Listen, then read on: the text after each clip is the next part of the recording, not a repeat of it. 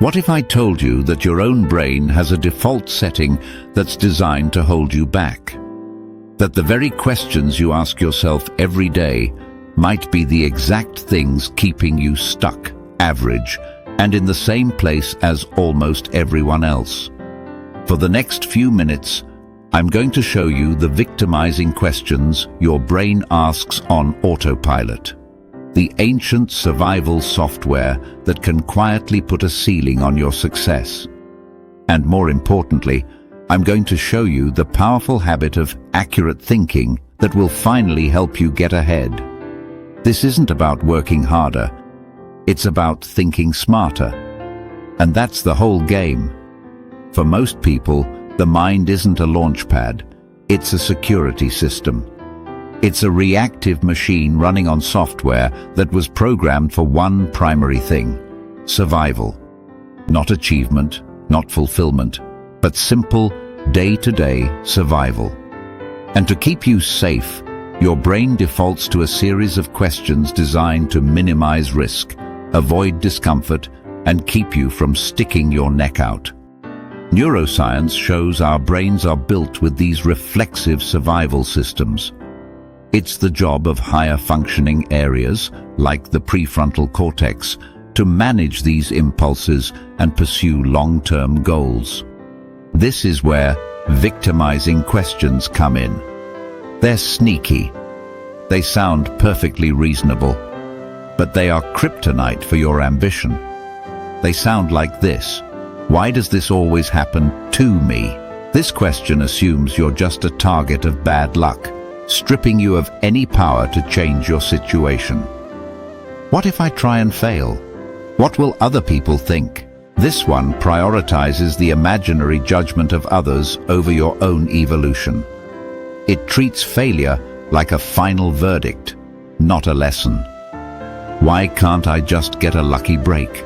This question hands over responsibility for your success to some random external force. It's the mindset of waiting for a rescue party instead of being your own rescuer. When you ask these questions, you're casting yourself as the victim. You're telling your subconscious that you have no control, that the world simply happens to you. This mindset, this default programming, is the pattern that keeps so many people stuck. It consistently chooses the comfort of the familiar over the courage to grow, and the safety of the known over the success of the unknown. The tragedy is, most people don't even know they're doing it. These questions just loop in the background, quietly shaping every decision and every result they get.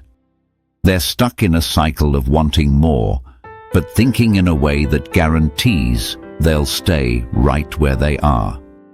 So, what makes the difference? What separates the people who break free from those who stay trapped? It isn't genetics or some secret luck potion. It's a learnable habit, the habit of accurate thinking. The legendary author Napoleon Hill, after studying the most successful people of his era for decades, identified accurate thinking as a core principle of great achievement. He defined it as the discipline of separating facts from fiction and the important from the unimportant. It's about thinking for yourself. Accurate thinking is the conscious, deliberate management of your thoughts. It's choosing to be proactive with your mind, not just reactive to what's happening around you. It's about asking powerful, solution-focused questions instead of letting the victimizing ones run the show. Think of it like this. Most people let their mental software run on the factory setting, a setting designed for basic survival. The top performers go in and consciously rewrite the code. They understand that every great accomplishment, every business built, and every breakthrough achieved first began as a single, well-directed thought. Accurate thinking isn't about being a robot. It's the ultimate form of self-respect. It's the realization that your mind is your single greatest asset, and leaving it on autopilot is a betrayal of your own potential. The person who masters their thoughts masters their destiny. So, how do you actually do this? How do you install this new mental software? It breaks down into 4 fundamental pillars. Pillar 1, become the architect of your thoughts. Scheduled thinking time. Most people are so busy reacting all day that they never take time to actually think. Their days are a blur of emails, notifications, and other people's priorities. The accurate thinker does the opposite. They schedule time for nothing but focused thought. This is non-negotiable. Just like a meeting with a client, you schedule a meeting with your mind. It could be just 30 minutes every morning. No phone, no laptop, no distractions. Just you, a notebook, and a better set of questions. Instead of asking, "Why is my business struggling?" you ask, "What are the 3 most important facts about my current situation? And what is the one action I can take today that would create the most positive momentum?" This simple act of carving out time to think separates you from the crowd. It shifts you from being a passenger in your life to being the driver, deliberately charting your own course. The most successful people know their best ideas don't come from a place of frantic busyness, but from a place of intentional stillness. Pillar 2. Rewrite your reality. The power of reframing. Most people see failure as a verdict.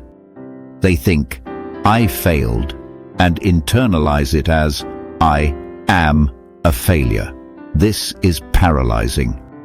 The accurate thinker sees results not as verdicts, but as data.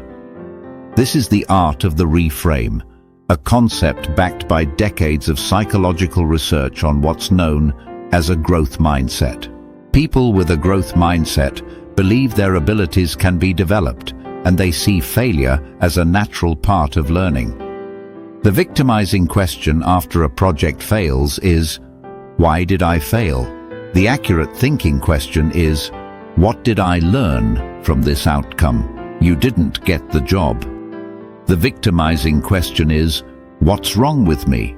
The accurate thinking question is, "What skill was I missing that I can now develop for the next opportunity?" This isn't about pretending failure doesn't sting. It does.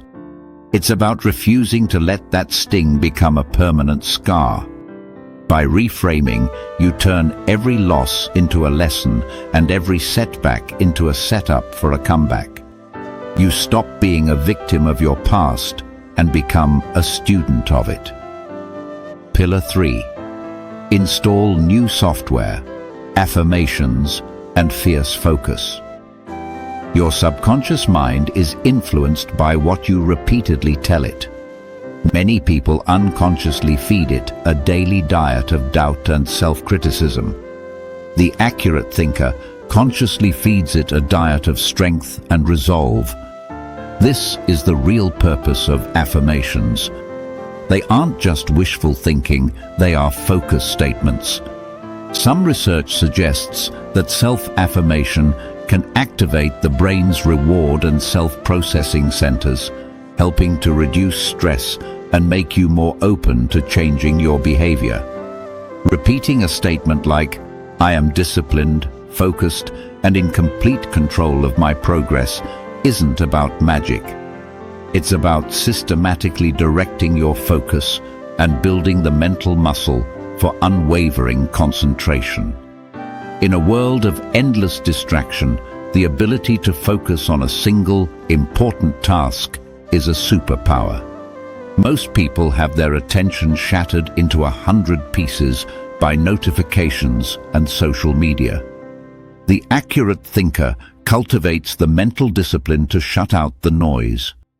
They define their most important task for the day and then guard their focus like it's their most valuable resource. Pillar 4. Find your unfair advantage. From chasing money to creating value. The mind of the crowd is constantly asking, how can I get more? How can I make more money? This question puts you in the position of a chaser, always running after something outside of yourself. The accurate thinker asks a totally different question.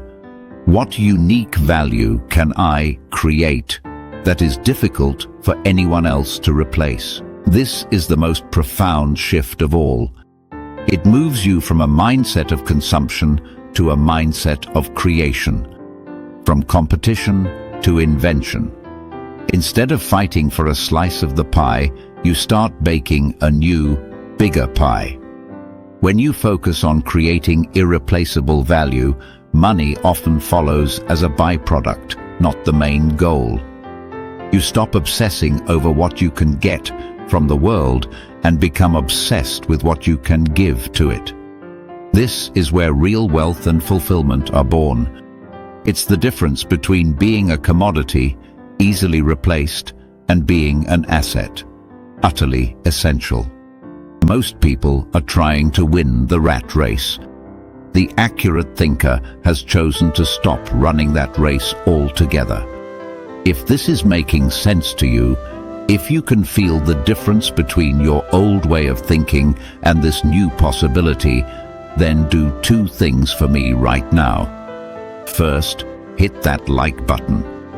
It's a small click, but it tells the algorithm that this is a message more people should hear. Second, if you're serious about thinking differently, subscribe to this channel and turn on notifications. We explore these kinds of ideas every single week, and you don't want to miss the next step on this journey. Ultimately, the gap between the life you have and the life you want exists in one place: the quality of your thoughts.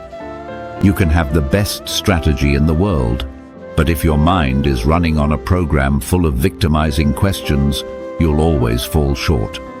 Thinking like the majority is easy. It's the default setting. It requires no effort. But it's the path of least resistance that often leads to a life of quiet frustration. Thinking accurately is hard. It takes discipline, awareness, and courage. It requires you to be an active participant in your own mind, to question your assumptions, and to deliberately choose growth over comfort. So here's my challenge to you. Don't try to master all 4 pillars at once. Just pick one. For the next 7 days, practice it. Either schedule 15 minutes of thinking time every day, or consciously reframe one negative outcome into a learning opportunity. Just one. This is the first step. This is your choice. The choice to stop being a passive observer of your life and to become its architect. The choice to leave the crowded lowlands and start the climb toward your own summit. The journey starts now.